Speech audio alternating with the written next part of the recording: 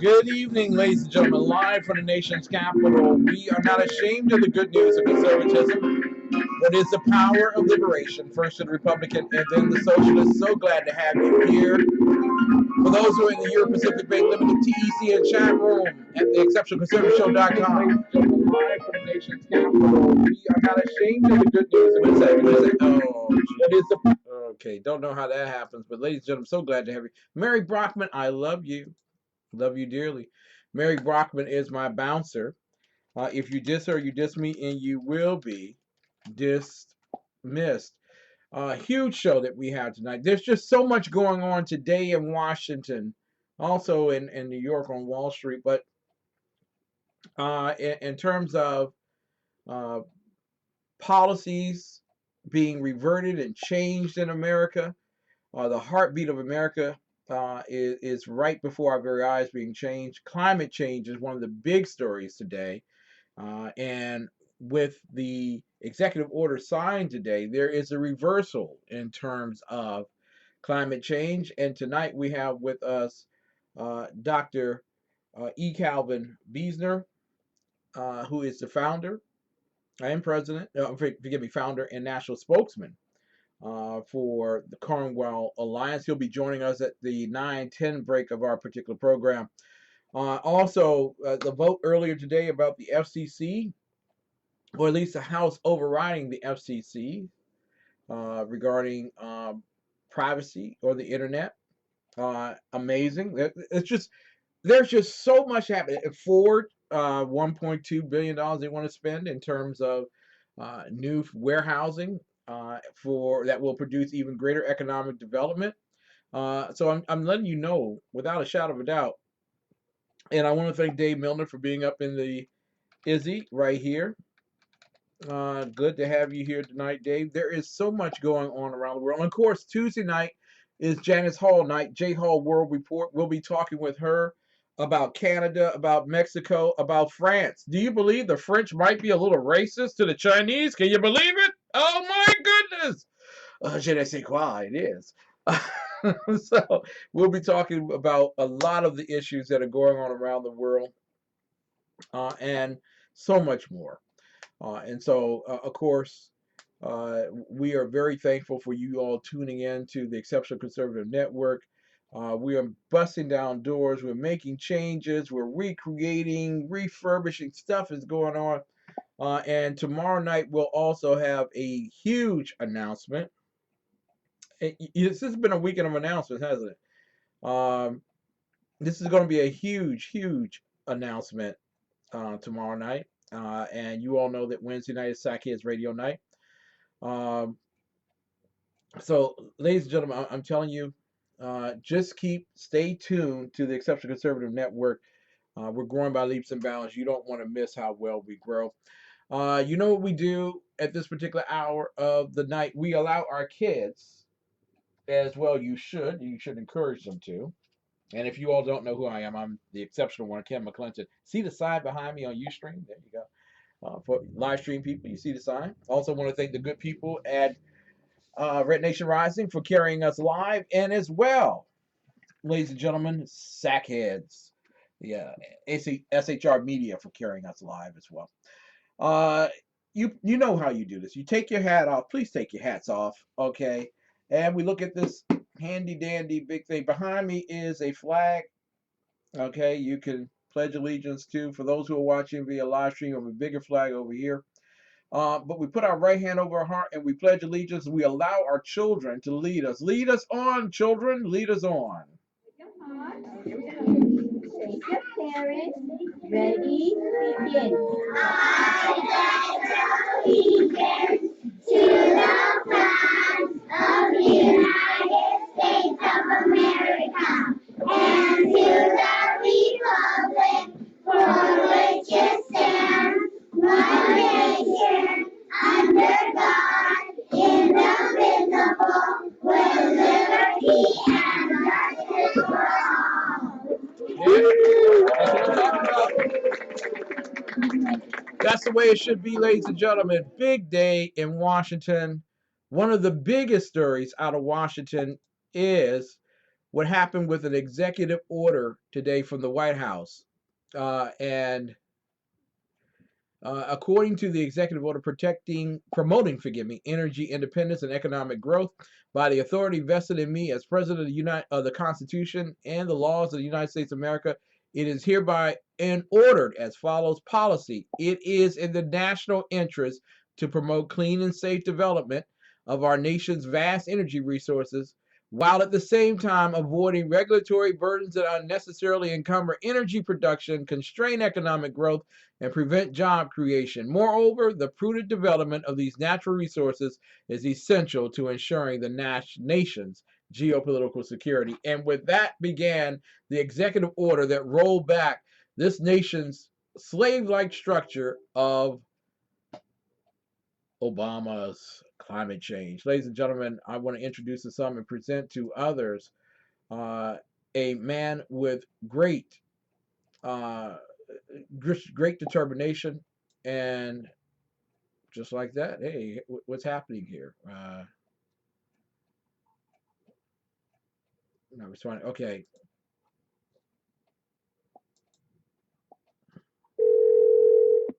All right.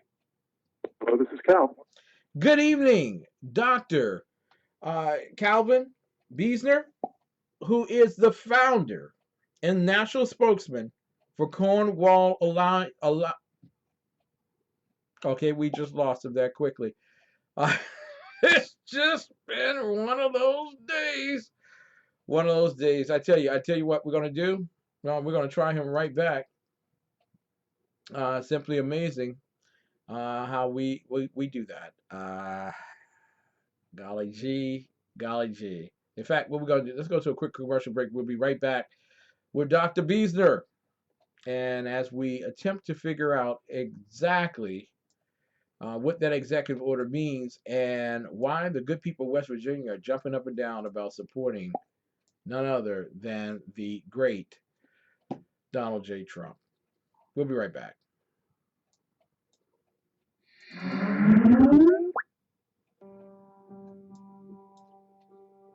From day's first light till night's last glimmer, your satisfaction is our responsibility. On the range or in the field of duty, you can rely on Brownell's lifetime guaranteed gun parts, tools, and supplies. Anytime, any place. It's how we've done business since 1939. Brownell's.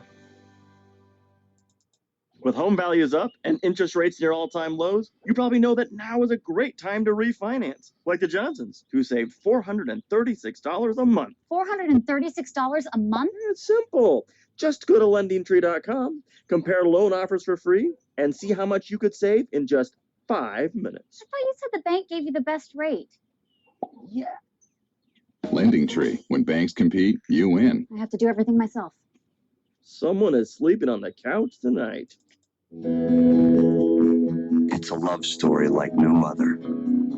From God's heart to yours. And for 30 years, it's been at the heart of every book, Bible, CD, gift, and resource from ChristianBook.com. Over 500,000 products, always at the very best value. ChristianBook.com. Everything Christian. Because it's our story, too. Ladies and gentlemen, I want to welcome you back. live to the Exceptional Conservative Show from the nation's capital. That's Washington, D.C. to you and me. Hello, this is Cal. Good evening, Dr. Beisner. This is Ken McClinton. You are live on the Exceptional Conservative Show on the Exceptional Conservative Network out of Washington, D.C. It is so good to have you on the air with us. Well, great to be back on the program with you, Ken, and really looking forward to discussing today's wonderful executive order by President Trump. Oh my goodness. A couple of years ago we were talking, and it seemed like such a somber conversation because we knew what we were up against with Obama and the Paris Accord, and somehow there were so many people who were telling us that climate change is real and there's no way we can stop from doing what we're doing. I want to ask you first to tell everybody what Cornwall Alliance is all about and why it is so important and one of the big drivers in the executive order that was made today. Well, thanks for that.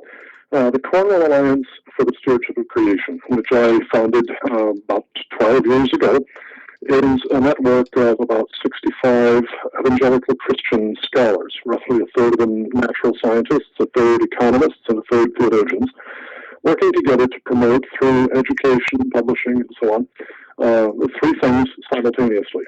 One is biblical earth stewardship, which is not the same thing as environmentalism, because we work with solid biblical worldview, theology, and ethics combined with excellent science and economics. Second is economic development for the very poor around the world. Think in terms of places like sub-Saharan Africa, parts of Asia, and Latin America, through a combination of private property rights, entrepreneurship, free trade, limited government, rule of law, and, very important, access to abundant, affordable, reliable energy, without which no society has ever climbed out of poverty or can stay out of poverty.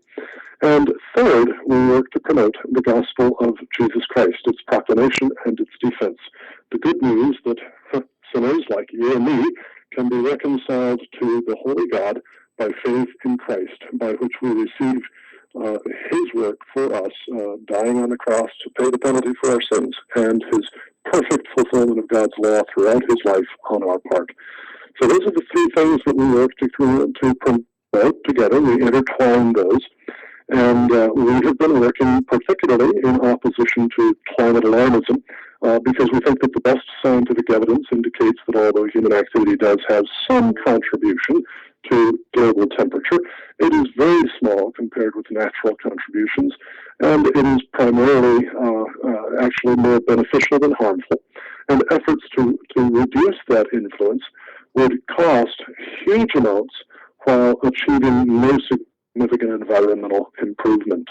At the same time, the policies that are promoted to resist global warming are policies that, if implemented, will trap billions of people in poverty and actually push hundreds of millions or perhaps even billions back into poverty by depriving them of access to abundant, affordable, reliable energy and by increasing government control over their lives. Dr. Beisner, listen, I applaud you because we met at Freedom Fest. The first visit I ever made out to Las Vegas, I got a chance to meet you. And of all the presenters that were there, the exhibitors, you have one of the most poignant messages for Americans who were falling prey to this idealism that the sky was falling, and we must do something like hand over our wallets in order for the sky to stop falling. There is climate change. Am I correct? I mean, God's been doing it since the beginning of time. He's changed the climate. Can you explain to America what climate change is and how it's been perverted? Well, real climate change is simply the fact that the various different elements that we count as climate, such as temperature, rainfall, wind, storms, things of that sort, the frequency of floods and droughts, or of tornadoes or hurricanes, snow, and so on. All of those different things change over time. They change day to day, from nighttime lows to midday highs. Yeah. They change from season to season. They change also periodically, cyclically, over time scales running anywhere from a few years, for instance, the El Nino Southern Oscillation, to centuries, to even thousands of years. And in terms of the contemporary discussion, the typical focus of talk about climate change is about what's called global average temperature, which is really a pretty silly thing to focus on for this simple reason. No place on Earth experiences global average temperature. There just isn't any place. And global average temperature measured in tenths of a degree, averaged over the entire globe for an entire year, is simply insignificant. It doesn't have any significant ecological effect or effect on human well-being. But some people have managed to persuade others to be afraid that a very tiny increase in global average temperature over the last roughly 150 years or so, an increase measured in terms of about 1 degree Celsius, is going to cause some sort of disasters for us.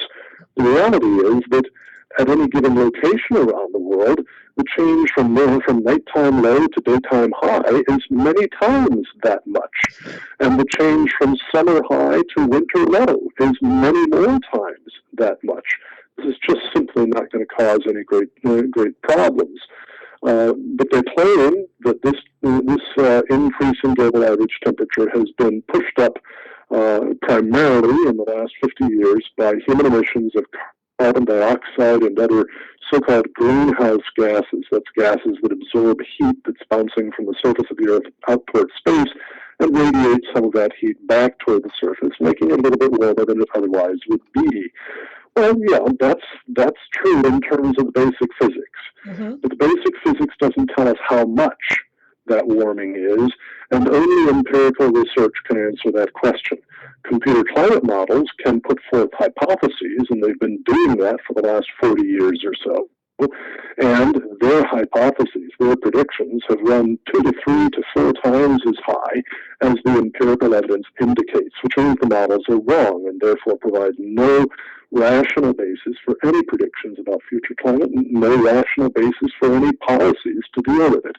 The empirical evidence indicates that human contribution to global warming is extremely small and definitely not harmful, certainly not harmful enough to justify spending the $1 to $2 trillion per year that it would cost to implement the Paris Climate Agreement, which would, by the way, if fully implemented through the end of this century, reduce global average temperature by all of about 0.306 degrees Fahrenheit, according to the UN Intergovernmental Panel on Climate Change.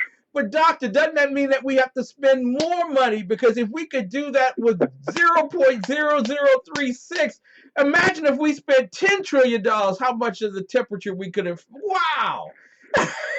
Yeah, sure. But the fact, of course, is that those trillions of dollars, anywhere from $70 to $140 trillion over the remainder of the century from 2030 onward, and by the way, we've got several trillions to spend before 2030, according to the various plans that are already in place in the United States and many other nations. But those $70 to $140 trillion plus, if spent on providing pure drinking water, sewage sanitation, nutrition supplements, better crop yields, healthcare, control of infectious diseases, elimination of pests that spread diseases, things of that sort, that money could do far, far greater good for people all around the world, especially the poor, by being spent that way than by being spent to change climate. The fact is, poverty is a far greater risk than anything related to climate. If you are even in the income bracket of the bottom 20% of Americans, you can thrive in any climate from the Arctic Circle to the Sahara Desert. If you are extremely poor, living on, say, about the equivalent of about $2 a day, you can't thrive in the greatest tropical paradise. Mm-hmm. Poverty is the great threat to human health and longevity. Climate is not a significant threat. And we have seen the climate-related deaths, deaths related to extreme weather events like hurricanes, tornadoes, floods, droughts, etc., climate-related deaths have plummeted as a percentage of the human population over the 20th and early 21st century as people have grown out of poverty. So conquering poverty is far more important than conquering climate. We are talking tonight with Dr. E. Calvin Beisner, and he is the founder as well as the national spokesman for Cornwall Alliance, and it's an organization that we have been a part of with TECN for a long period of time, and in fact, a great supporter of them, and the pursuits that they have in terms of getting the information out to America that you're being duped, and that the only people who are really being advantaged here is not the poor, it is the well-connected who have taken advantage of the masses based on intolerable ignorances. President Trump did today a executive order on energy independence. And Professor, there will be those who will say, well, all it did was just emit how ignorant he is, that he doesn't realize that the world's crashing and burning around our eyes, and he's dropping us out of the Paris Peace Accord. What exactly does the executive order on energy independence do for America, sir? Well, among other things, it lifts a short-term ban on new leases for coal mining on public lands. It effectively blocks fulfillment of U.S. intentions under the Paris Climate Agreement, although it doesn't actually remove us from that agreement. It requires the recalculation of what is called the social cost of carbon, and that's supposedly the costs that would be imposed on the world by the increase in carbon dioxide in the atmosphere through global warming. The result of recalculating this would probably be low levels of that social cost that would make it difficult to impossible to justify any regulations restricting carbon dioxide emissions on a cost-benefit basis. And it eliminates the requirement that all federal agencies include climate change effects in calculating costs and benefits of future environmental permits. The most prominent thing that it does, basically, is to force the EPA's Clean Power Plan to be totally reconsidered and set aside. And that plan is really the Obama administration's keystone, shall I say, keystone environmental regulation that would have hugely cut back the use of fossil fuels in producing the electricity that is so important to running the American economy and serving Americans' homes. The order will also open the door to more development of America's abundant resources of hydrocarbon fuels, coal, oil, and natural gas. And that's going to lead to lower energy prices, which will benefit producers and consumers alike, and to more jobs in those and related industries, while reducing our imports of oil, especially from unfriendly nations, and consequently reducing those nations' ability to finance ISIS, Al-Qaeda, Boko Haram, and other jihadist terror organizations. And there's one other element in the order that frankly has been ignored by most of the news reports. This element requires that environmental regulations henceforth be developed through transparent processes that employ the best available peer-reviewed science and economics. Now, that's a significant step toward ending the federal agency's use of what's been called secret science. That is, data, code, and discussion not available to the public and other scientists for replication and testing.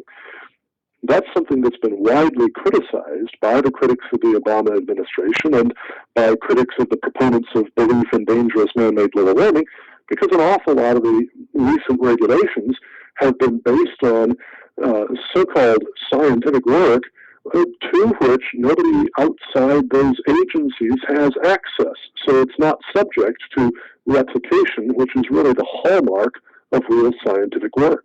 Now, I want to ask you here, Dr. Beisner, why did Trump just get rid of the Council on Environmental Quality? You know what I'm saying? Why not just get rid of it? They're ruinous. Well, the Council on Environmental Quality and the EPA, the Environmental Protection Agency, they could actually do some good, and in the past they have done some good. The real question is, what sort of minds are the ones in positions of authority in those two organizations, those two agencies? But as a matter of fact, there's a very serious proposal now being looked at by the Trump administration.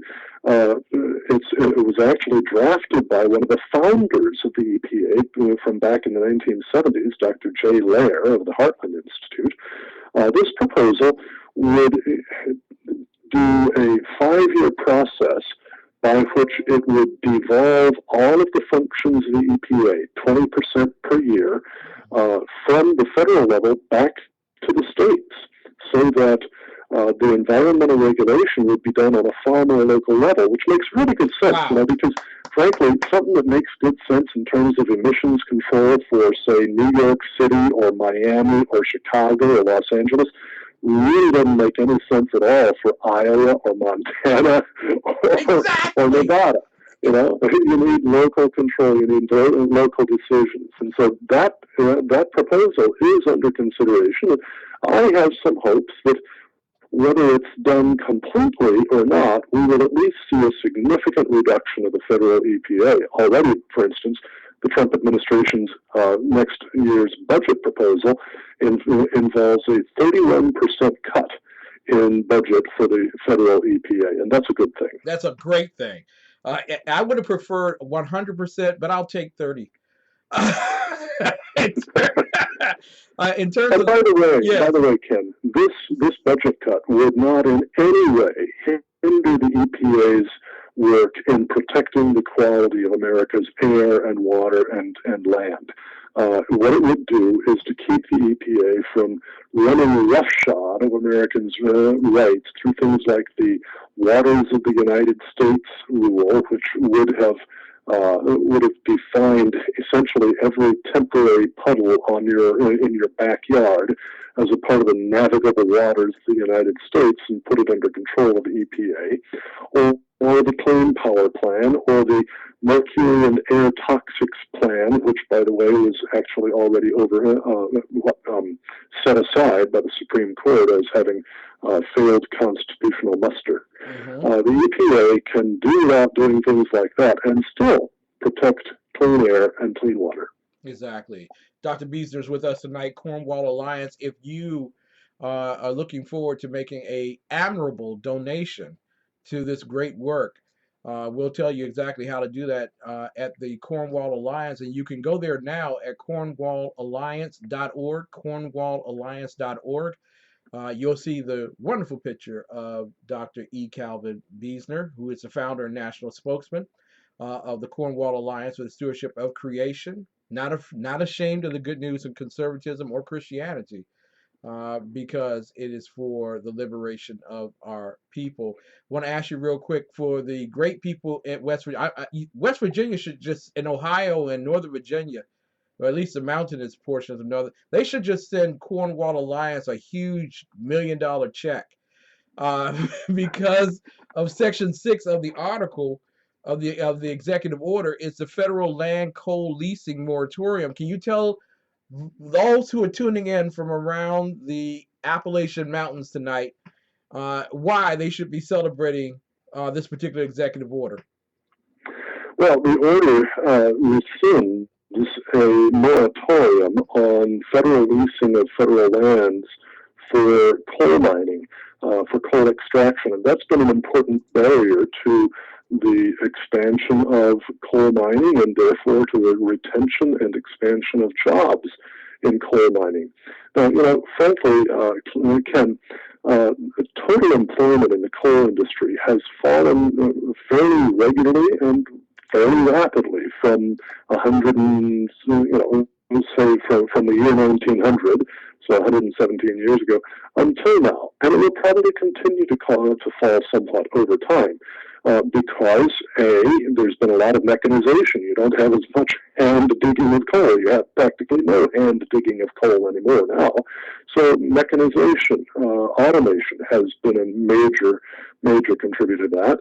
And besides that, also the price of natural gas has fallen as technology has enabled us to remove natural gas from the earth and use it for electricity generation more and more cheaply. So those two things have contributed hugely to a reduction in employment in the coal industry. But the EPA's war on coal that has gone throughout the entire 8 years of the Obama administration has pushed that reduction in coal employment much faster than it otherwise would have gone. Basically, the EPA has been in the business of picking winners and losers in the energy industry, favoring things like wind and solar, and greatly handicapping things like oil, natural gas, and especially coal. That comes to an end with this executive order, and we should see the reemployment of lots of disemplloyed coal workers over the next few years, and a slowing of the long-term reduction in employment in coal, mining, and transportation and generation. Now, we're talking tonight with Dr. Beisner from Cornwall Alliance. I know I was going to only talk with you for 30 minutes. I want you to hang over in the break. We're going to take a 5-minute break for a commercial, but I want you to come back, and I want you to tell people exactly how they can help Cornwall Alliance continue to do the work that you're doing. Now, I mean, you've been you've just been so effectual. This executive order is really. You all ask, how do we get great people on? Because great people do great work. And he's been working on this for over 12 years, and we have finally come to a promised land moment. We haven't crossed the Jordan completely, but we're moving close there. And this executive order is part of that great work at Cornwall Alliance. But Claudia Cheek in our chat room had a question for you, and it's about the Sierra Club. And your thoughts on why the Sierra Club uses the ideas of environmental science to purport their support for abortion or population control. Well, the Sierra Club, like most other environmental organizations and most environmentalist thinkers, tends to view human beings basically as consumers and polluters. We're using up the Earth's resources and we're poisoning the planet while we're at it. Therefore, there should be fewer human beings.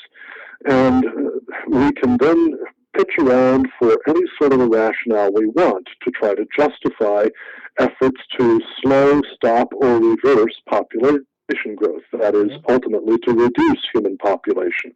In fact, the top leaders of the world's largest environmental organizations tend to think that the optimal sustainable human population would be around 500 million people, which means that we have to get rid of around 6.5 to 6.75 billion people of us. About 95% of the human race has to go in order for us to satisfy these folks. Well, global warming is one of the ways they try to rationalize this. Since, after all, the theory is that human use of fossil fuel energy to energize our economies is what's driving dangerous global warming, which of course is false, but they think that it's true. Since human use of energy is driving global warming, if you reduce the number of humans, you're going to reduce the use of energy, and that means you're going to reduce global warming, and therefore you've saved the world from mankind. So the Sierra Club and plenty of other environmental organizations jump on this global warming bandwagon as part of their rationale for wanting to reduce human population. It's really interesting, Ken, by the way. Many people recognize that a couple of years ago, Pope Francis issued what was called Laudato Si, an encyclical on environment, in which he embraced the global warming panic, so to speak. And interestingly enough, the three primary advisors he had on climate change for that encyclical were all major proponents of population control. Hello, you've been selected to participate in a short 30-second survey. To say thank you, you'll be able to select one of our exclusive I offers. do apologize. I do apologize. Go right ahead, sir. Yeah, and Schellenhaber believes that maximum human population sustainable is about 500 million people. And the ironic thing is this, that the first official act Pope Francis took when he became Pope was to instruct all the bishops of the Roman Catholic Church around the world that their top priority should be to reduce human trafficking, most of which is human sex trafficking, because of the evil of that thing. Now, that was a very good thing for him to say, right? But the irony is this. It is government-mandated population control programs through family planning programs that actually has promoted the growth of human sex trafficking. And Yes. here's how. In government-mandated family planning programs, sex selection abortion is very common. Because in very poor countries, the birth of a male child is the promise of support when you get into your old age. But the birth of a female child is not. So, couples choose to abort far more female babies than male babies. The result is, for example, in China, 118 adult males now for every 100 adult females.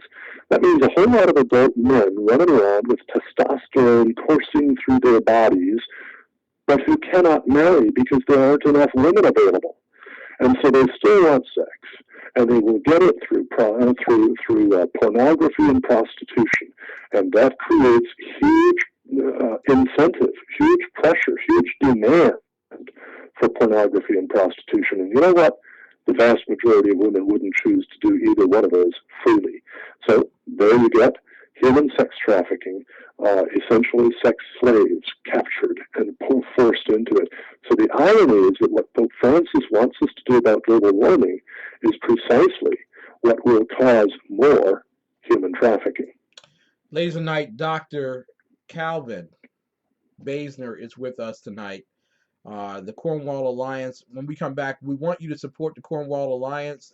We want you to get their message out on Facebook, on Twitter, on Instagram, on Mamagram, whatever Telegram you use. We want you to get their message out because it's been effectual, and there's so much more we can do to turn this world around.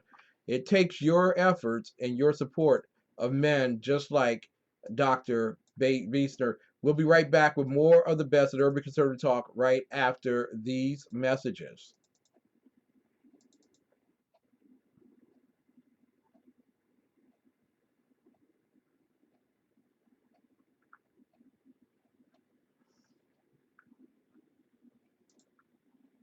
Right after these messages. This is why you hire people for this. You know what I'm saying? Yes, indeed. Okay. Well, I tell you what. We'll press on this button to see if this works. There we Meet go. Jason. He was really excited to start growing his business with social media until he realized how complex and time-consuming social media can be. It's difficult to manage multiple social networks and accounts. It's hard to monitor what's happening on social media, follow discussions, and engage with new followers. It's time-consuming to publish updates throughout the day, track and analyze how effective posts are, respond to fans and followers in a timely manner, and gain new customers. The list seems to go on and on. Jason quickly becomes discouraged. How could he ever do all of this and still run a business? He was ready to give up on social media until he found eClincher, the easiest way to manage social media. Jason was amazed how straightforward and simple it is to use eClincher. With eClincher, Jason is now able to leverage the power of social media without having to dedicate several hours a day. He can easily organize all his social media accounts in one place, efficiently plan and schedule his posts ahead of time, engage with his followers, understand the effectiveness of his efforts with powerful analytics, find new customers, and much more. In order to tell your business's story, simplify the process of managing your social media, and analyze results, sign up with eClincher today.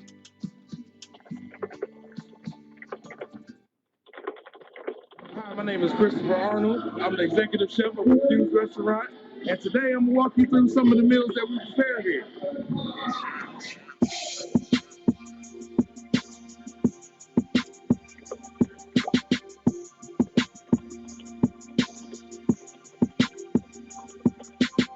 So we're making a pizza. We use French Italian sausage that we cook here and slice it up. Our pizza dough is in-house made. Our pizza sauce is in-house made. So everything is fresh ingredients.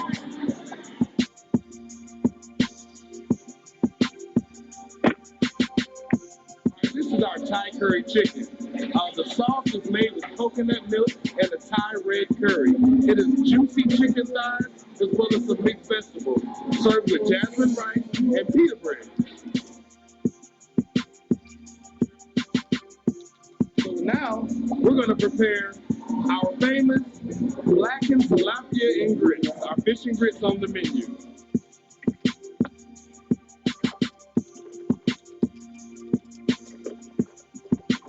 Once the fish is ready, then our meal will be complete.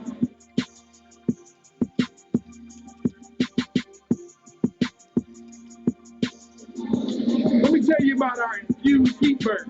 We kick the spice up just a little bit with our infused sauce. We start off with 80-20 USDA ground chuck ham patty burgers, like half a pound of burgers, and we're gonna grill it to perfection. After I flip the burger, we add the sauce and let it cook on into the meat just a little bit.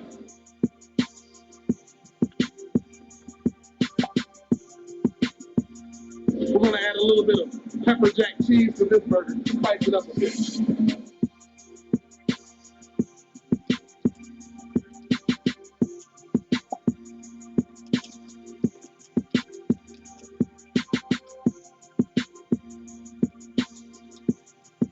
Order up! Order up indeed.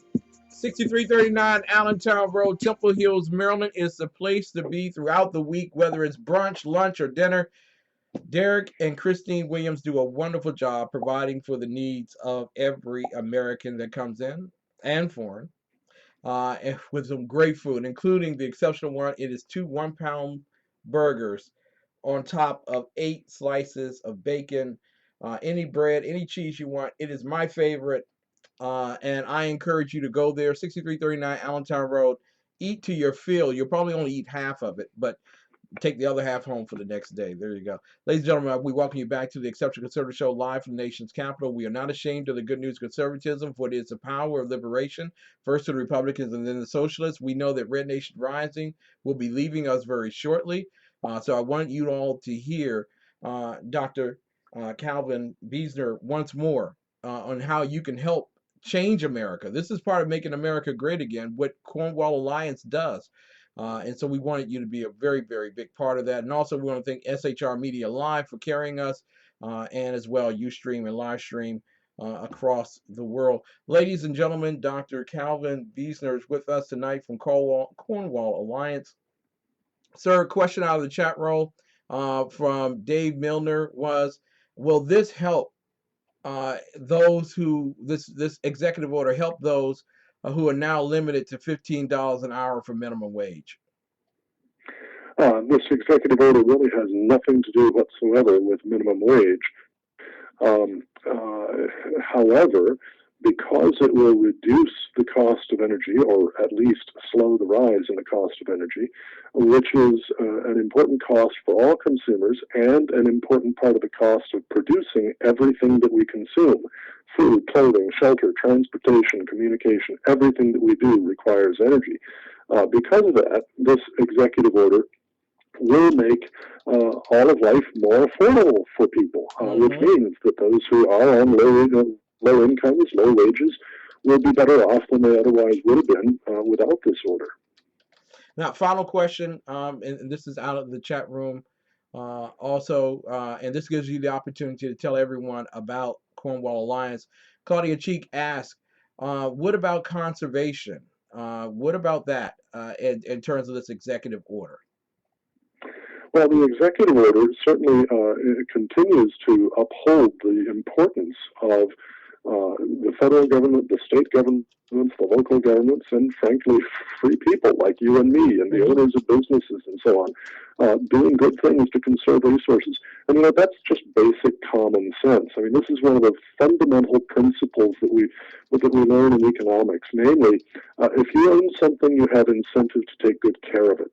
Yes. That's really why you find graffiti on public bathroom walls, not on the bathroom walls of your home, right? you own it, so you have an incentive to take good care of it. And conservation is a good thing. We don't want to waste things, and waste is something that graffiti on the public bathroom walls, not on the bathroom walls of your home, right? You own it, so you have an incentive to take good care out of them. He wants to take good care of them so that he can pass them on to his children and his grandchildren as valuable resources. That's something that we should do.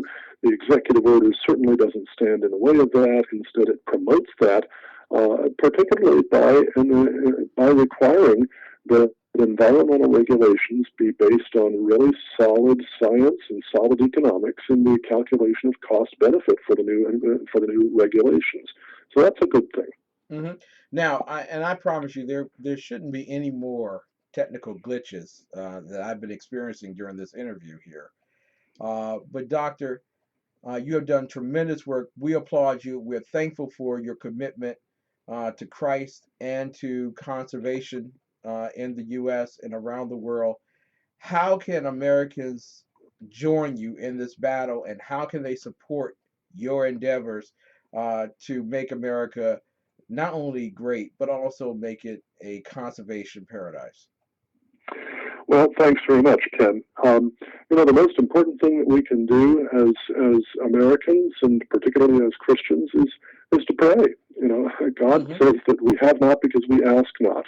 And so we need to pray. We need to pray not out of a selfish desire to serve ourselves, but rather out of a desire to serve others. The Cornwall Alliance for the Stewardship of Creation defines good biblical earth stewardship as enhancing the fruitfulness and the beauty and the safety of the earth to the glory of God and to the benefit of our neighbors. So I would ask people to pray. I'd also ask them to learn a lot, and they can do that by coming to cornwallalliance.org. That's cornwallalliance.org, and reading our many, many articles and major studies on many different environmental issues and the theology, the ethics, the science, the economics of those issues, but also by following us on Facebook, Cornwall Alliance for the Stewardship of Creation on Facebook, and also our YouTube channel, Cornwall Alliance for the Stewardship of Creation, and our blog for millennials called earthrisingblog.com. That's earthrisingblog.com for millennials. And finally, how can they support us? Well, yes, indeed, we certainly do need support.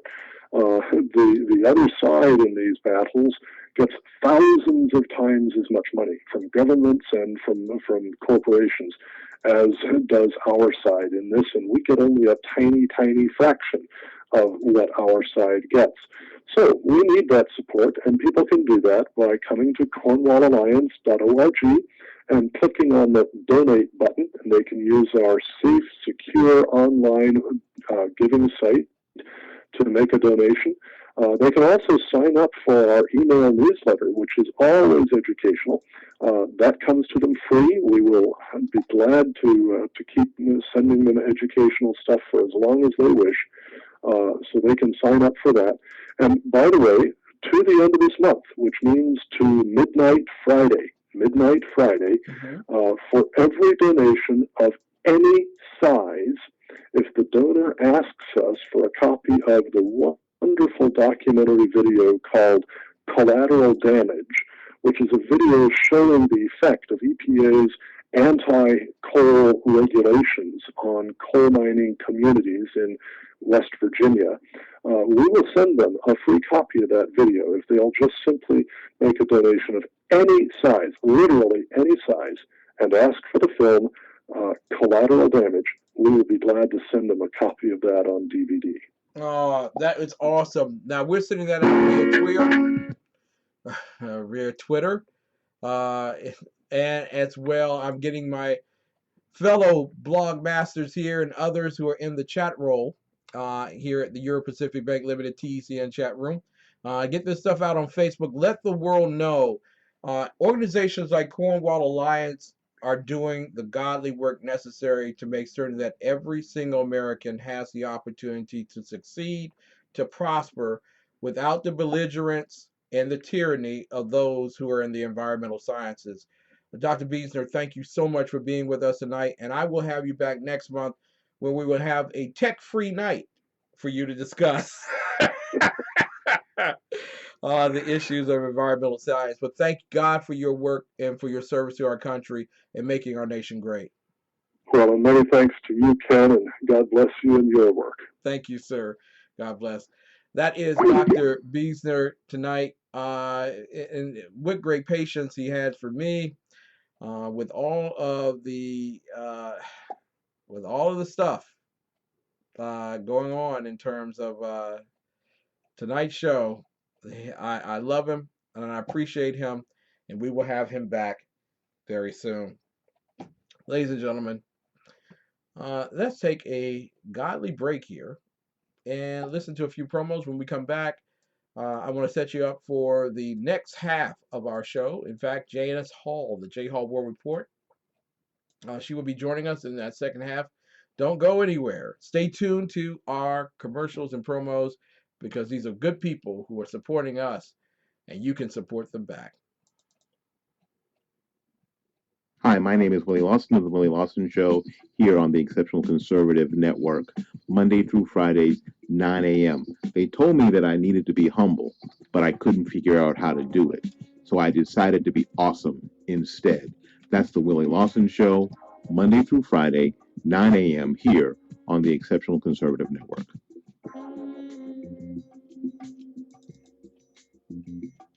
Good morning. I'm Michael Wright. And I'm Shannon Wright. Okay, folks, that's not how it goes. I think I'm Shannon, and you're Michael. Yeah. Okay. We are The Right Way with Shannon and Mike. Join us from 7 to 9 a.m. Eastern Time. Live on SHR Media. And on TECN. Where we'll be talking about all kinds of things. From sports and politics. To food and entertainment. To money. Family. And anything else in between. Community, holidays, all kinds of things. It'll be great. Join us from 7 to 9 a.m. Eastern Time. Begin your mornings the right way with some right thinking from me, Perry Drake, your friendly neighborhood drive-by pundit. I want you to join me every Tuesday and Thursday at 10 a.m. Eastern and 9 a.m. Central Time on the Exceptional Conservative Network. From politics to pop culture to relationships to whatever else is on your mind, we have a great deal to talk about. Join in and let's get the talking started. In this day and age of buck teeth in reverse, it is now racist to protect national sovereignty. Hello, I'm Ron Edwards on today's page from the Edwards Notebook. It used to be commonly understood that racism is unwarranted abuse on all levels against sovereign individuals because of their race. The Democrat Party's heritage is one that is steeped in racism. In fact, Democrat Party racism was so prevalent that the Republican Party was founded to oppose the evil mindset of Democrats. But today, the Democrats are so twisted that they oppose President Trump's revised travel restrictions that are designed to improve the vetting process for those seeking to come into our republic. They say it is racist, wrong, and mean for the American government to dare protect our sovereignty and citizens from those who have vowed to convert us or kill us. Basically, Democrats and other assorted globalists are saying that their judgment is more important than that of our commander-in-chief, who simply wants to protect us from enemies both foreign and domestic. My fellow Americans, the time is now to stand for what is right, including the protection of America the Beautiful. God bless you, God bless America, and may America bless God. I'm Ron Edwards.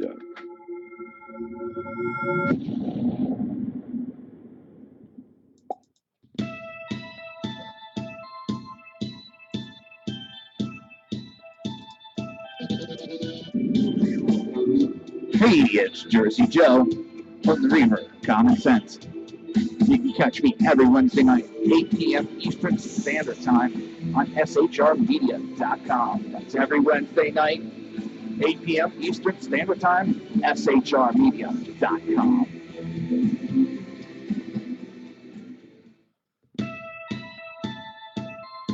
Ladies and gentlemen, I want to welcome you back to the Exceptional Conservative Show live from the nation's capital. There are only a few moments left in this particular hour. I want to thank the good people at Red Nation Rising for carrying us live, SHR Media for carrying us live, the good people at Livestream and Ustream for carrying us. Tomorrow, you will see the debut of Melanie, Money Talk with Melanie, live on Ustream.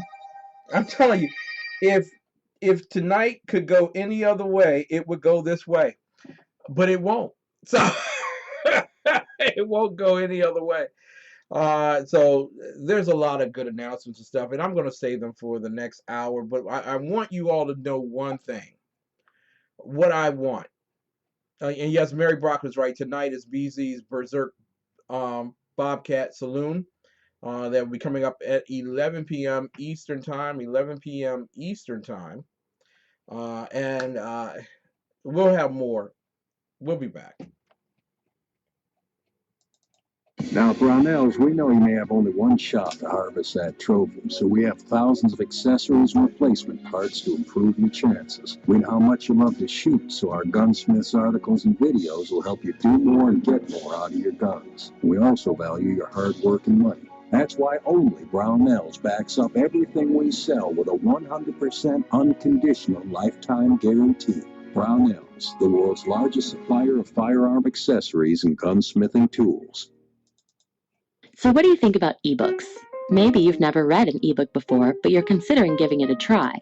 Or maybe you've been reluctant to try ebooks because you don't want to buy another expensive electronic device. Or maybe you already enjoy ebooks, but you haven't been able to find titles from your favorite Christian authors. Whatever your situation, ChristianBook.com has the solution.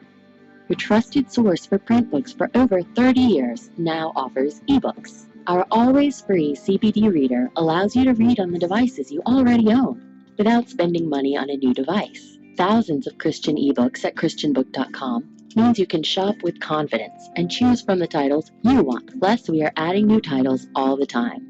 Browse our huge selection of low-priced Christian ebooks the same way you would printed books, only now you can go from shopping to reading in seconds.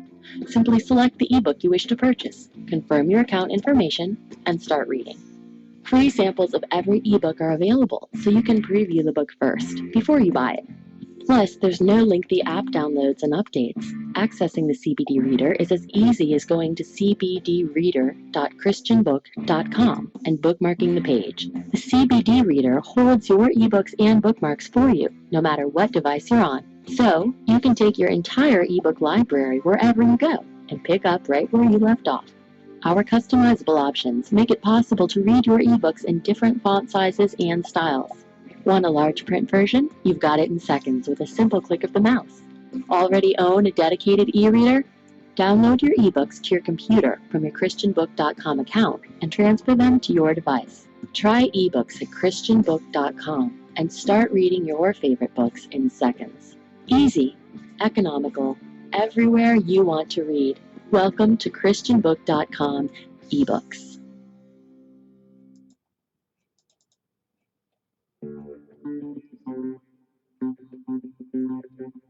Money Talk with Melanie is a lively discussion of global, domestic, and kitchen table financial topics. Join the business diva and her esteemed guest, comprised of entrepreneurs, CEOs, authors, and politicians, as they explore the topics of the day. That's Money Talk with Melanie, here on TECN, Monday, Wednesday, Friday at 10 a.m. Eastern Standard Time.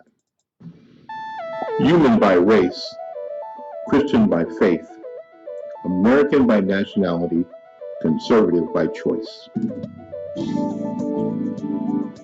It's Reverend Ralph Chittum's The Right Guy on the Exceptional Conservative Network from 4:05 to 6 p.m. Monday through Friday. The Right Guy on TECN. The best late night conservative talk show in America, TACN Radio. And listen, there are no people better on the air to give you the best in conservative talk than TACN Sean and TACN Clan. and we're working on the integration papers for a certain other guy who happens to work here too. For those who are tuning in around the world to the best in late night conservative talk, Tackheads Radio.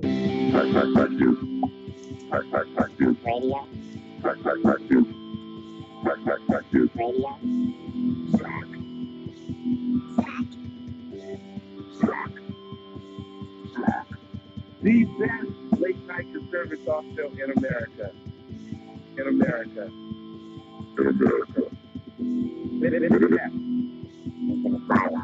And in this web was a large, I'm pretty sure it was the biggest fight I've ever seen. The best late night conservative talk show. Ladies and gentlemen, I'm just letting you know that if you ever get into this business, there's going to be at least one night out of your lifetime, and probably at least one night every month, where stuff ain't going to go right. That is the moment that you know that you're not God, but you know who God is. We'll be right back, right after this message from our very good friend Dave Milner, the unpleasant blind guy. No time to waste. We live so fast. Make the first step. We reach out for tomorrow. Time for an unpleasant blind guy. Conservative bite. When an organization spends a lot of money buying airtime, asking you loudly to look in one direction for a problem, you have to wonder what their motivations are. We'll play and answer one of the many videos that have been run recently by an organization just calling itself The Truth, starring Truth correspondent Amanda Seals.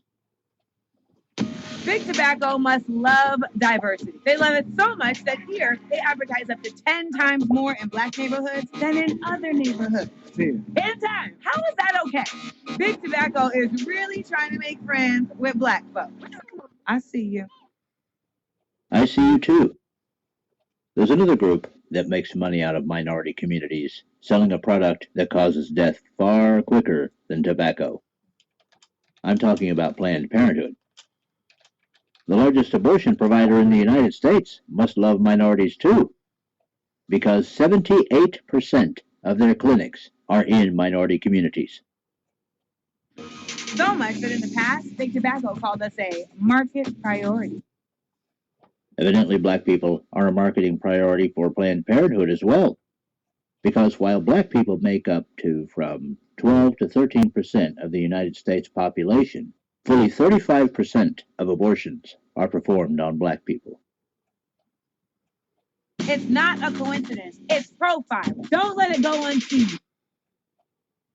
Given the current abortion figures, blackgenocide.org doesn't ask if black people are being profiled. It asks if black people are being targeted, and it asks if that isn't genocide. Black people, it says, are the only minority in America that is on the decline in population. Enlist at thetruth.com. Be the generation that ends smoking. Well, that's really edgy. And while I'm not making excuses for big tobacco, it seems to me that this Truth organization is protesting a little bit too loudly about how they're telling you the truth. The truth is that Planned Parenthood is well funded, makes money from abortions, and has an agenda laid down at its inception. You see, the founder of Planned Parenthood, Margaret Sanger, was a devout racist who created what she called the Negro Project, which was designed to sterilize unknowing black women and others she deemed as undesirables of society. Margaret Sanger once said, "Colored people are like human weeds and are to be exterminated." Two fun facts. Planned Parenthood is heavily supported by the Democratic Party and its allied organizations. And Hillary Clinton, well, not only did she win the Margaret Sanger Award, she was proud to accept it and defended it. People, I'm not saying that tobacco addiction isn't a problem and shouldn't be fought. I am saying, however, that when it comes to groups and organizations that are a threat to minority communities in the United States of America, big tobacco is low on the priority list. If you want to enlist in something, try joining the movement to eradicate abortion mills in the United States of America that hide themselves as clinics for women. Be the generation that ends Planned Parenthood genocide in minority communities. Through their base funding for abortions and the money they get for selling parts of the babies they kill, Planned Parenthood is big business indeed. There's some truth for you. This has been an unpleasant blind guy, conservative fight.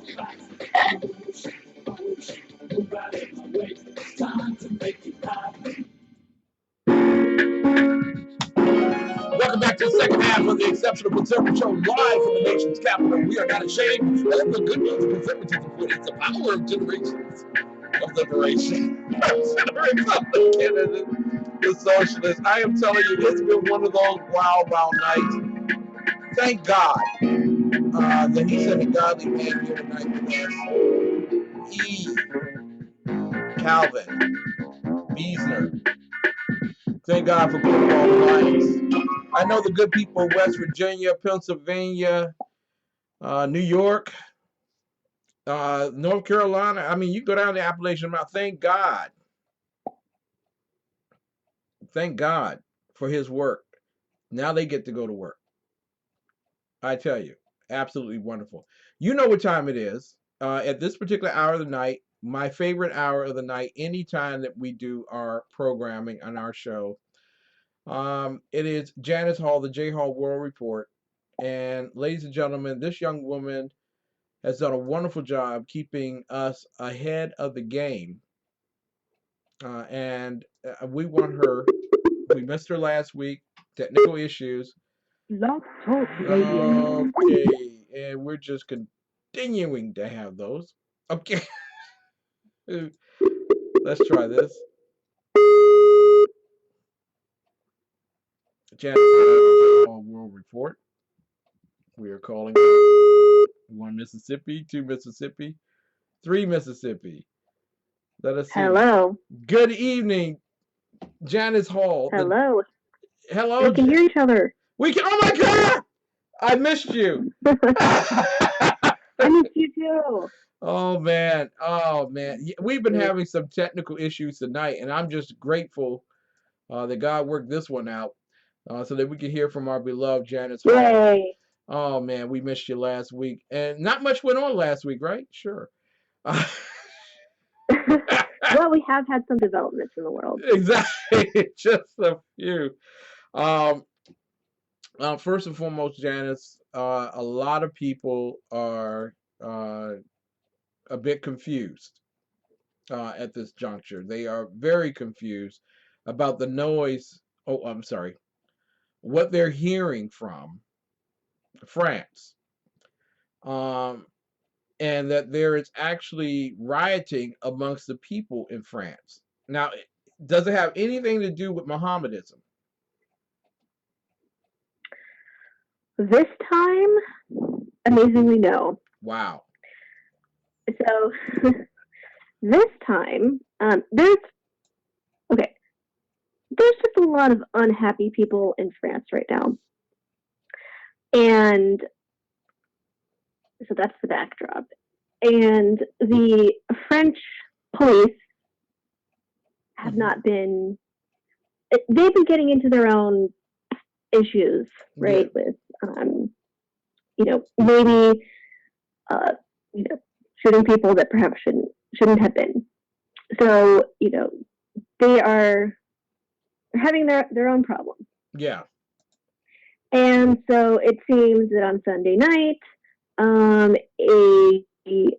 Chinese man was shot and killed by French police, and people, generally speaking, at least by the Chinese community, is that it was not justified. And from what I've seen, that seems to be generally true. But obviously, this is still very early stages, and it's very, very early to say. So, however, this has led to the Chinese population in France getting, upset and rioting themselves. And even the Chinese government, which rarely, if ever, comments on, domestic issues like this, Yeah. did come out and say, had a statement about, basically kind of noting the concerns that they had of, Chinese citizens in France. We're talking with Janis Hall tonight, and there is quite a developing story in France over the shooting death of a Chinaman, a man from China, and apparently it has set off a great deal of rioting there. In fact, a large amount of rioting. Is there any hope that there will be calm in the cities of France? First and foremost, is it? I mean, hasn't it been enough already with what's going on? I mean, you have Islam, and now you have this issue. When does it stop? Well, I think the quick and short answer is it doesn't stop. Wow. Right? That's like I said, everybody in France is unhappy right now. And yeah, you have the Muslims rioting, but you're also going to have other groups as well. I said, when one group is unhappy, it leads to other people being unhappy. Exactly. And let's just say there is no proof at this point that any intention was here, that this was just basically an occurrence, right? This is not a malicious intent, right? No, from the information that I have seen, I would say this seems like it's one of those unfortunate mistakes. He probably should not have been shot, but then again, I don't believe that there was any malicious intent either. Yeah. So is this more along the lines of the social group Black Lives Matter just taking advantage of a scenario overseas? In the realm of conspiracy theories, it did occur to me that perhaps the regressive left is they see how well it works here in the U.S. attacking cops, and maybe they're going to take their operation overseas. And see, that's my thought. See, I'm the conspiracy guy here. You know me. I'm thinking, policeman, the man from China. Hey, let's work this thing. And I think what's important here is that there was this incident, right? But this is the first thing that's happened. The French police have been in trouble in the recent past, also for other potentially unjustified killings that they've, had with others. So I think that, kind of going on the conspiracy theory, there does seem to be a narrative that is coming about. That perhaps the French police are not behaving properly. Oh boy. We'll continue to follow this particular story. We know that it gives grounds, especially where Marie Le Pen, I love saying her name, can't you tell? May become the president of France. And, the left is looking for, and all the losses they're having around the world, the left is looking for a win. And taking advantage of a racial issue in France just might be the win that they've been looking for. Want to turn right now to an issue that we've been talking about for a while, and finally the media is catching on. It's the statements of President Erdogan of Turkey. And because a lot of people are saying, well, these guys are refugees. There's no invasion. Janis Hall, Ken McClinton, you guys are so far tilted. You're alt-right. This is not about invasion. Does Erdogan see it that way? No, he doesn't. He sees it as bargaining chips. Quite frankly, I believe in real politics. I don't know why he shouldn't. So, yeah, he's been making a lot of news recently about several different things. Mm-hmm. But yeah, he basically said, and this is one of the stories that I wanted to talk about last week, he basically implied that he would not stop all of the illegal immigrants going into Europe. So he would essentially let them go through Turkey and go into Europe. And he meant it, and he said it in essentially as a threat, that if Europe did not, let him either campaign for his referendum or, be difficult with just general EU politics, that is something that he would do. Mm-hmm. And then also a story that came out in the last couple of days, which I thought was also very interesting, is he apparently wants the German government to help him spy on political opponents. So yeah, he came to the German government and said, "Oh, I have this list of people that I would like you to spy on for me." And I mean, as you can imagine, the Germans were not too thrilled about this. Wait, before we get to the spying thing, isn't this the same Angela Merkel who made agreements with Erdogan to safeguard the entry of the refugees into Germany in the first place? That Erdogan was supposed to be the gatekeeper? Right. Turkey's also supposed to be working towards EU membership as well.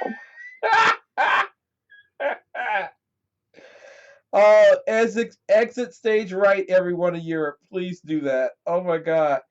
So Erdogan is the consummate politician. He sees this as a win-win-win-win for him. No matter what, he's the winner, except for the oil situation, which they were using the Syrian and the Russian conflict to safeguard their relationship with ISIS and getting illegal oil delivered to them. Now they don't have that because now you have the U.S. bombing as well.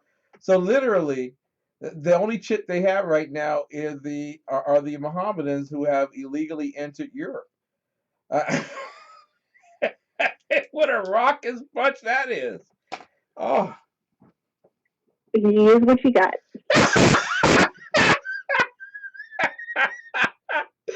Okay, we got to give it up for Erdogan. That was your true genius. You are absolutely true genius, Erdogan. I wouldn't trust you with a 10-foot pole nor a 1-foot pole, but you are a true genius of politics. I tell you, he's always on the winning end of all of this. Also, want to talk with you tonight about some of the other issues that are coming up. One of which is to the south of us, Mexico. Apparently, the Catholic Church is now anti-Trump. What's all that about?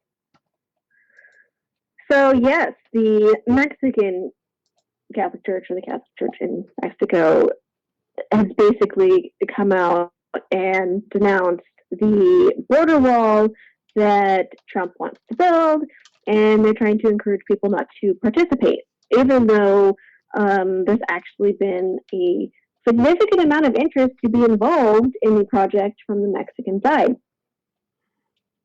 And I will say that I don't think that this is just a specifically Mexican issue. The Catholic Church in general is very anti-borders. So I think that it's not particularly unusual for them to say this. So, I mean, okay. This was a bit harsh. They usually don't go that far. But the Catholic Church being unhappy with a border wall between the U.S. and Mexico is definitely, I mean, they're definitely not going to be happy about it. And I will also say, and because I thought this was interesting as well, that it could, you know, they were worried that it might destroy good relations between the two countries. And I don't quite know what good relations he's talking about to be destroyed. A little unclear. Slightly ambiguous. Right. Like, if you're not going to let all of our illegal people go into your country, we're going to have a bad relationship.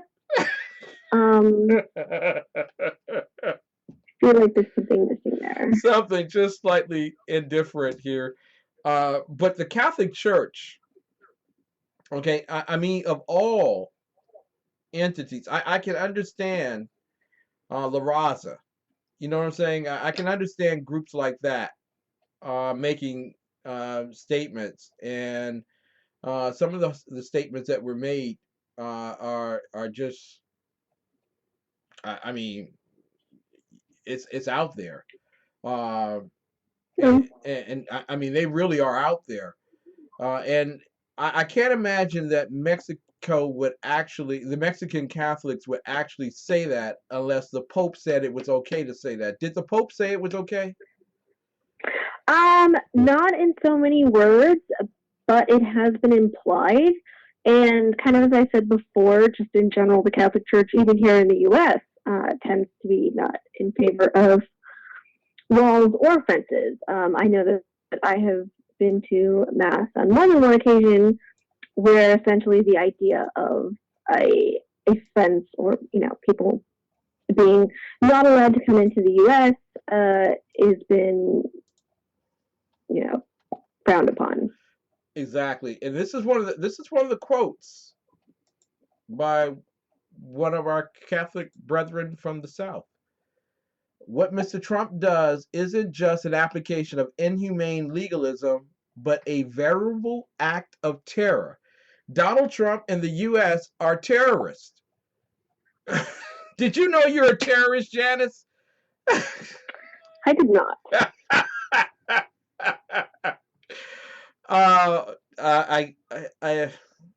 This is, I mean, if I say this, people would say, Ken, how dare you say this about the Pope? But I can't imagine that you would have this number of Catholic bishops in Mexico make this largesse of a statement, and the Pope not know. To me, I think it's pretty much an indictment of what the Catholic Church feels across the board. And doesn't that make it difficult for the Catholic Church to work in this country, in the United States, and deal with this particular issue at all? Yes and no. I think that these days when they have been getting involved in politics, I mean, does not always go their way. So I think that probably what's just going to happen, at least on the U.S. side, is there's just going to be a lot of people shrugging their shoulders and continuing on with their day.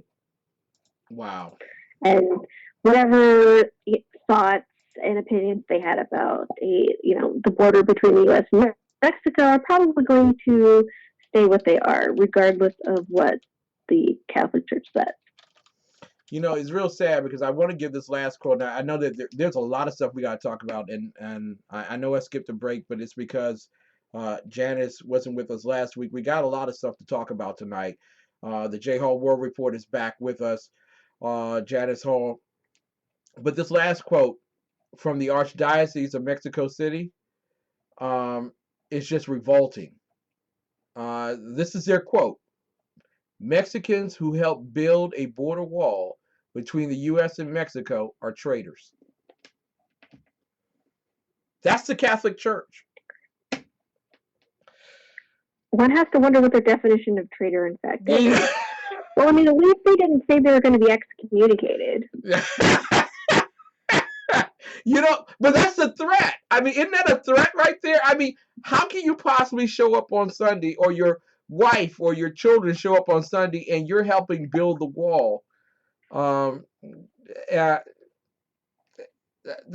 to me, that is a threat of excommunication. To be a traitor. No, I don't know. That's my opinion. It's I know. We agree. Don't come back. I think that I'll just say this very quickly. I think that the Catholic Church, I mean, they don't involve themselves in politics a lot. Sometimes when they do, it is for a good cause. A lot of times it's probably for a good cause, but not always. Not always. I think they missed the mark on this one. Got to talk with you about nuclear weapons. Because there is a big push in New York City, in a place called the United Nations, to force the U.S. to give up their nuclear weapons. Can you talk about that tonight?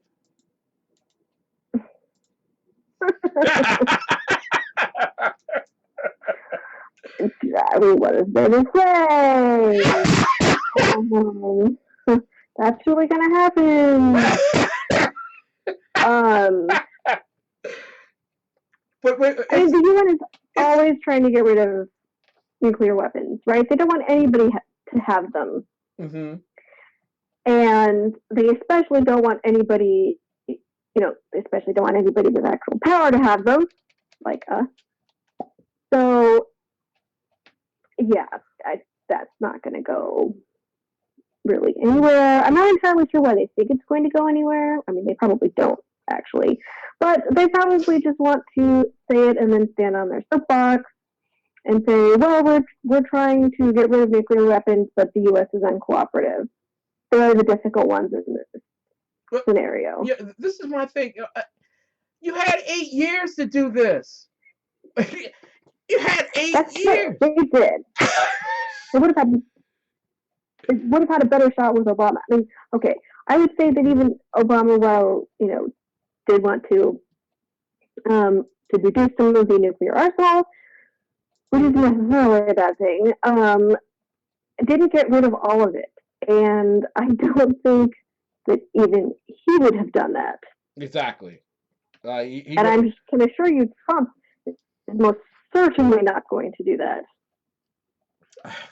Man, can we not send any money at all to the United Nations at all? Can we just stop sending money there? Because I keep hoping that. What fool do you think you are dealing with? I tell you. I want to talk with you tonight also about Brexit. Apparently, the Brits are excited. They're doing their independence dance. They haven't seen someone dance like that since 1776.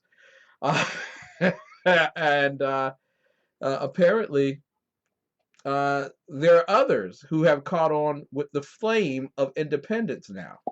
You want to talk about that one? Yeah.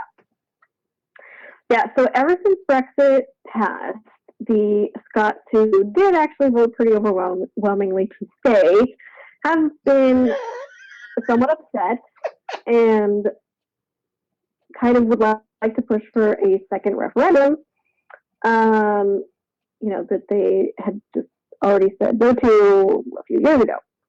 So yes, the Scots now want to have another referendum to see if they can leave the UK and essentially be their own country. And realistically, I don't think it's really going anywhere. And I'm not entirely sure what the rationale for the Scots is to leave one organization, we'll say one power structure, just to go into an even larger one, which may or may not be functioning in the next few years. So I get that they are not happy, with this vote, but at the same time, I mean, London voted overwhelmingly not to leave the EU, and they're not pushing for independence. Now, both of us know you got Marie Le Pen twice in the same segment, uh, who may be coming to power in France. You have Angela Merkel, who is riding on a thread in Germany. The whole of Europe is turning as conservative as Texas is virtually.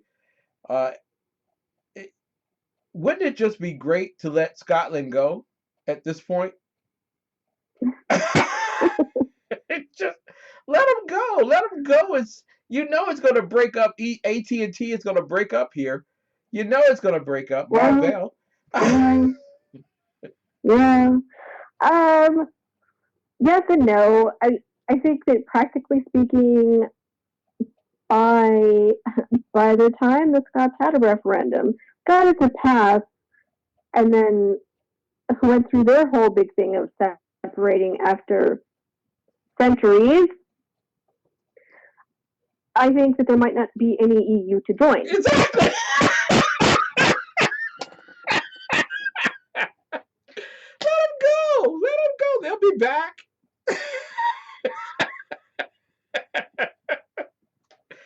I don't think Scotland has the resources to be an independent state. I don't know. Maybe it's just me. They don't.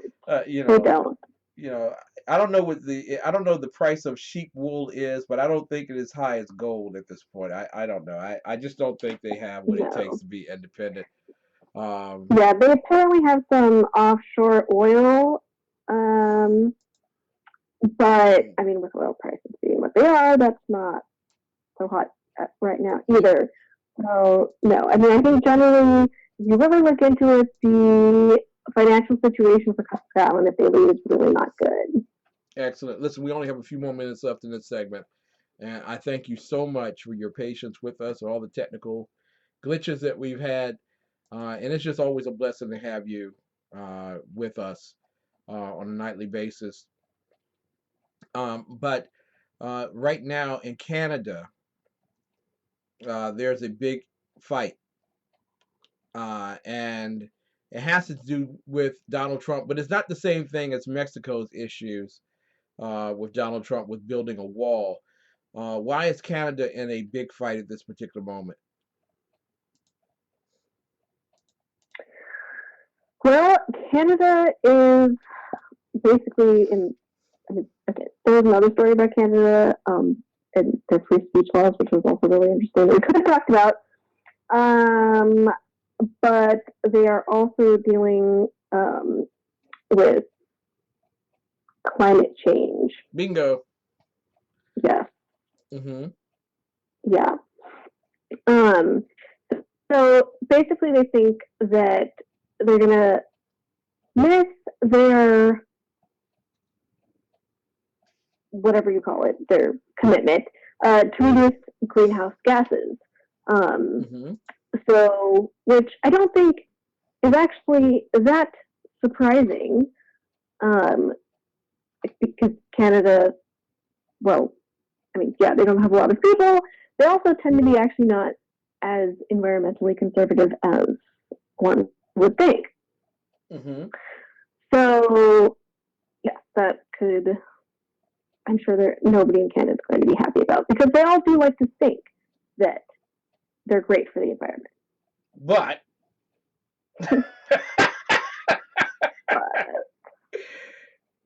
the only place in the world that I think that people really want climate change is in the U.S.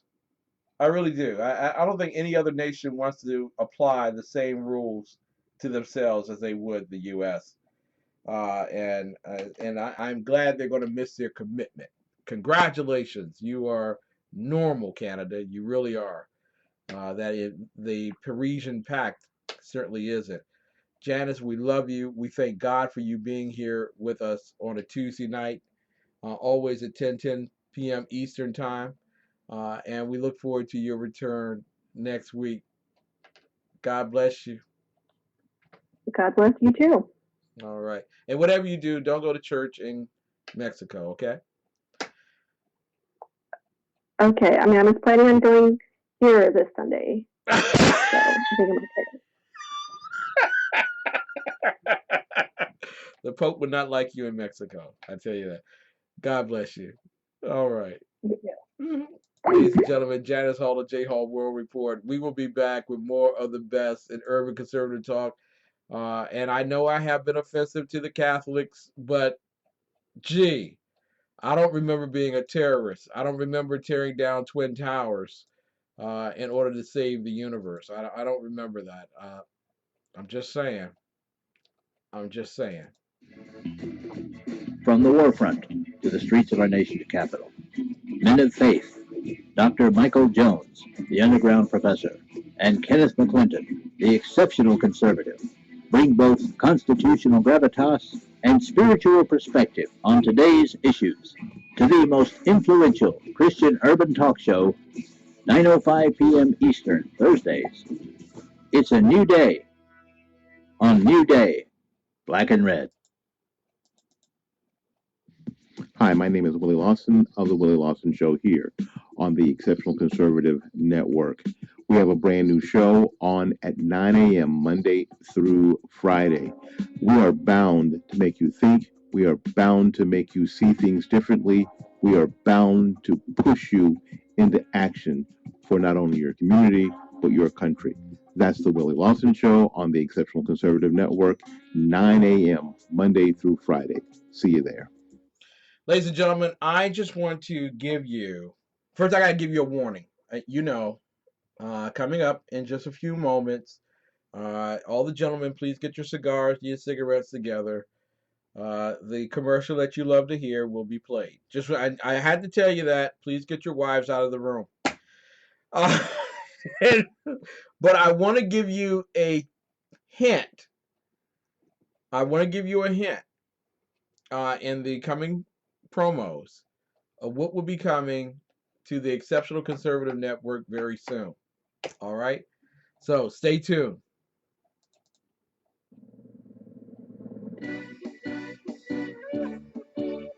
Hello, this is Leslie Sophie with the Real Clear Israel.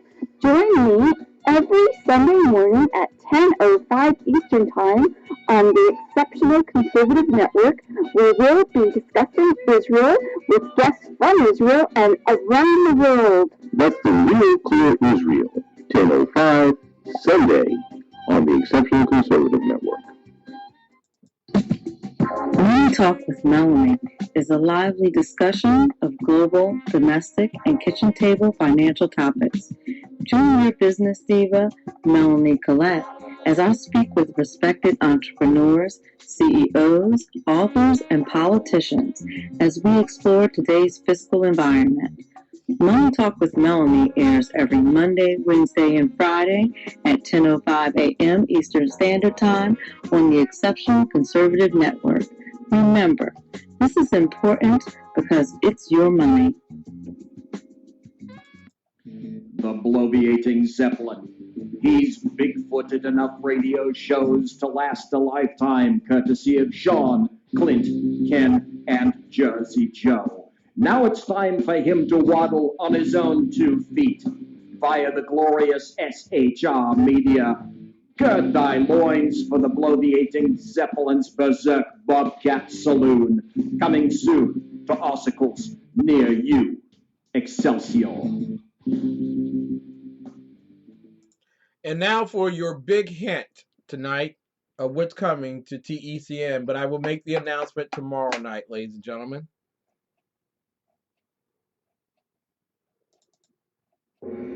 Welcome to Lion Chasers, where faith and public policy intersect. And now, your Lion Chaser in the good fight of faith, Lonnie Poindexter, on Urban Family Talk. We're not saying that there's not instances where there's maybe racial injustice somewhere. This is America, and people are human, and the sin in the world. He's a president of first.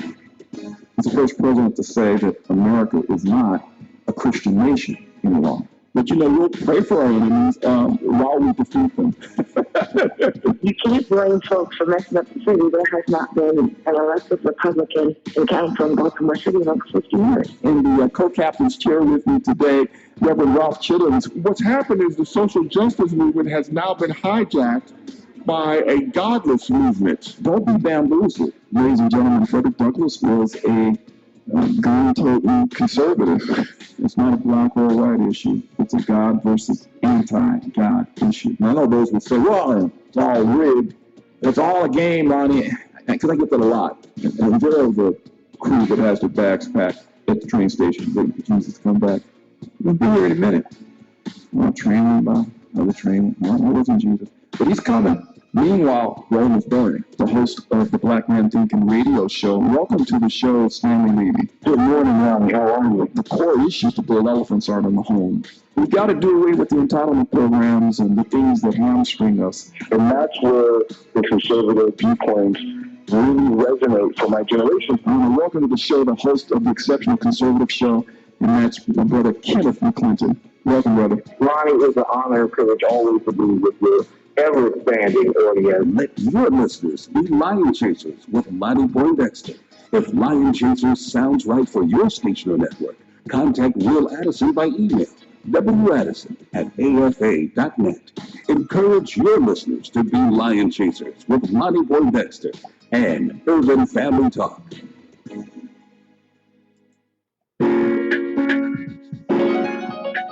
Wow. What a big night, what a wild night. You gotta have fun. In this industry, you gotta have at least one. It keeps you grounded. Ladies and gentlemen, welcome back to the Exceptional Conservative Show. On the Exceptional Conservative Network, one of the most powerful young networks ever created by God. I thank God for being His servant. This is purely a ministry, and we're growing by leaps and bounds. Big announcement tomorrow night. If you didn't get the clue, you're a little slow. But I'll make a big announcement tomorrow night. And you know what tomorrow night is, of course. That's Sackheads Radio Night. And I want to let you all know all this stuff while we're in the non-commercial, no more commercials for the evening on the Exceptional Conservative Show. I got to let you all know this. And really, if you didn't get the first clue, I want you to go back and I want you to play the last commercial, and that'll give you some idea of the big name that's coming to the Exceptional Conservative Network. And quite frankly, I need for you all to share all of this information. I need you to share the fact that coming up in about 10 minutes, no, it's about 15 minutes, but coming up in about 15 minutes, you'll be listening to Berserk Bobcat Saloon. You will be. And you will be listening to it on SHR Media. And in fact, I want everybody, I put this in the chat roll for everyone to know and to hear. And I want you to share it on your Facebook. And I'll tell you why in a moment, as I'm sharing it on Twitter. But I'm telling you, Sir Mark the Bloviating Zeppelin at bloviatingzeppelin.net is like none other. If you want a princely, almost, comedic, yet it's more satire than anything else. It's really highbrow understanding of the issues of the current events of this particular day, the news stories of the day, stuff that you're not hearing from the Wall Street Journal, from the LA Times, the New York Times, Chicago Tribune. You're not hearing this stuff. And I know a lot of people are pretty much gilded to the concept that I get everything that I need to know between the hours of 6 and 7 on my local news, which is heralded by many of the liberals in America. And let's just be honest, in the major cities, there are not too many. Let's be honest, completely honest. There are no conservative radio and television networks yet. And so many people have formulated their ideological concepts and ideas regarding issues of the day based on what the evening news has said. And the evening news is riffed with a number of fallacies and chicaneries that make one think something that's not true, uh, and then eventually get burned because the truth is ever lightning and certainly a powerful force. So, ladies and gentlemen, all I'm saying to you is at 11 p.m. Eastern Time, don't stop. You don't have to leave the Exceptional Conservative Show.com. You can go to the front page and click on the SHR Media widget that's at the very top of the page there. You can click on there. You can listen to it while you're working, while you're writing your paper, while you're studying, while you're preparing for bed. You can listen to it. And I'm telling you, that's somebody you really, really want to listen to. After you listen to 12 hours of guys who are giving their analogies and their dissertations that are mere comedy and comparison, you need an individual who is as enlightened as Sir Mark the Bloviating Zeppelin. So 11 p.m. Eastern Time on SHR Media. Or you can go to shrmedia.com and you can go right into the chat room and you can listen toot sweetly and be a part of that great chemistry of cantankerous late night orators and depositors of wisdom. Like it unto myself. I love going into the chat room and talking with BC while it goes on. But we will have a big announcement tomorrow night. We'll be working out the details tomorrow so for the announcement. So I'll let you all know that. In addition to that, I need to talk with you all about Facebook. Now, ladies and gentlemen, Facebook has been looking for a long time to get rid of the exceptional one. Now, they don't care that we have the open heart closed case on their page. They could care less. Okay? Not interested.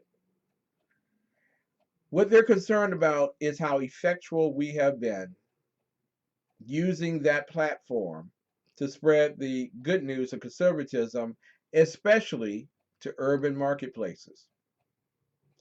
You see, it's very easy for individuals to talk about ideas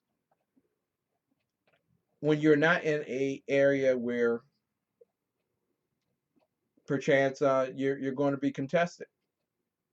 I mean, when you think about Washington, D.C., and there are those who account out of the 70,000 immigrants who are in the District of Columbia, that it's estimated that 25,000 of them under the nose of ICE, Immigration Customs Enforcement, under the nose of ICE, 25,000 of them are illegal. So it's very easy for people to convey in a very liberal marketplace the idea that illegal immigration is okay because there is no one to contest them until now. Well, at least for the past 7 years, the Exceptional Conservative Show and the nation's capital has taken to heart the responsibility of liberating America. And not just suburban America, not just rural America, but especially urban America. And so I am used to coming under pressure from those on the left. I'm used to it. I was born conservative. I've been born a conservative black person, Negro, colored, Afro-American, whatever way you want to say it. And I've already been thrown out of 2 churches in my lifetime. I've already been discounted by family and friends and people who didn't want to show up for my wedding to Mrs. Biggs because I was a conservative. I've been through all of that. Okay?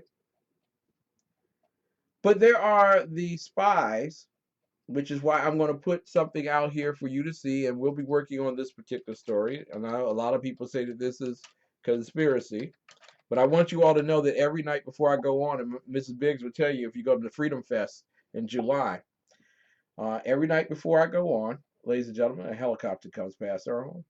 It's true. So, quite frankly, this is what I want to tell you all. conservatives. Facebook is not your friend. And some of you sound like this when it comes to Facebook. What is it? Don't allow the perfect to get in the way of doing what you got to do. You heard that all last week, the week before, weeks before that regarding Obamacare. So when Facebook and the other social media giants get together and say, listen, we don't like conservatives on our playground. We'll bear it for the establishment Republicans because we know that they twist in the wind. But you conservatives of principle, we don't really want you on Facebook. So what we want to do is that we don't want to get rid of you because then there would be an outlash against us for getting rid of conservatives because you're human. We don't want that. But what we want to do is we want to get rid of fake news organizations. We want to get rid of the individuals who spread the truth. I'm sorry. Spread their lies so fast that we can't keep up with them in our algorithms. And so what we need are spies. We need individuals to seek out those who are tremendously destroying the fabric of the narrative by liberal America.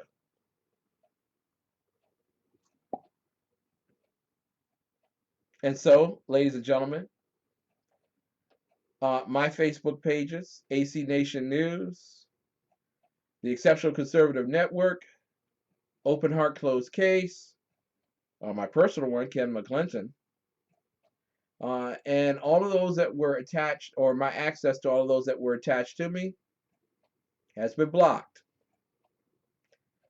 I have been thrown out of Facebook. Am I grieving? No, I am not grieving. And this is why, and I needed to talk with you all tonight about this. Some of you all treat Facebook like it's God. What will I do without Facebook? Who would hear my voice if not for Facebook? And dare I say that maybe some of my own fellow hosts feel the very same way. How could I possibly touch the lives of millions of people without Facebook? Facebook is the messenger. I mean, I can go into different groups and I can pass out information. And as long as I'm not controversial, and I want y'all to pay attention, as long as I'm not controversial, then they will keep me. Ken, so what do they say about Mexico and its wall with Guatemala? They say the Pope says that one's okay. He's okay with that one. He doesn't want any Central Americans in Mexico, apparently. So this is what I'm going to say to you, lovers of Facebook. Your time is coming to a close. Not because you're conservative, but because you deliver fake news. Okay? Although your fake news is as truthful as ever heard. You were the ones who were forcing the establishment Republicans to fight the Freedom Caucus. Yeah, you guys, you conservatives out there that were on Facebook, when they were spreading the lie that this was the last opportunity to change it, you guys were there saying, nah, heck no with that one. No, we don't, just because you throw in defund Planned Parenthood. I want you to know that there are other social media out there that you should be a part of. TeaPartyCommunity.com is one. Conservative Junction is another. There are many more that you need to be a part of. And where would you love to go more than where conservatives love you best? So I say adios to Facebook, and I wish them the very best. But I want you all to know that last night, after they threw me out of Facebook and I couldn't promote my show on Facebook, I still was heard by just as many people as without Facebook. which leads me to believe maybe I spent too much time on Facebook and not enough time on places like Tea Party Community and Conservative Junction. If you don't believe anything I've said tonight, I hope that you believe this. I am not ashamed of the good news of conservatism, for it is the power of liberation, first to the Republican and then to the socialists. And in addition, and more importantly, God bless America. It's now time for America to bless God. Good night. God bless. Stay tuned for BZ. We'll see you later.